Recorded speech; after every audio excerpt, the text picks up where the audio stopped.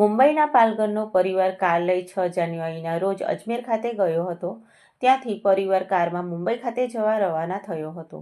તે દરમિયાન રાત્રે 3 વાગ્યાના અરસામાં અંકલેશ્વર નેશનલ હાઈવે ઉપર સુરત તરફના માર્ગ પર બાકરોલ બ્રિજ પાસે પાછળથી ઘસી આવેલા વાહને કારને ટક્કર મારતા કાર આગળ ચાલતી ટ્રકમાં ઘૂસી જતા ગમખ્વાર અકસ્માત સર્જાયો હતો. આ અકસ્માતમાં કારમાં સવાર 32 વર્ષીય તાહિર શેખ, 23 વર્ષીય આર્યન ચોગલે અને 25 વર્ષીય મૃતસરણ જાટનું ગંભીર ઇજાઓને પગલે ઘટના સ્થળે જ કરુણ મોત નીપજ્યું હતું.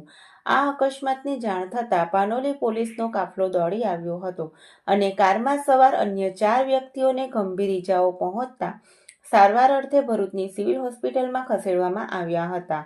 કારની ટક્કર એટલી ભીષણ હતી કે કારનો કચ્ચરઘાણ નીકળી ગયો હતો. ઇજાગ્રસ્તોને બચાવવા માટે ક્રેન બોલાવવી પડી હતી.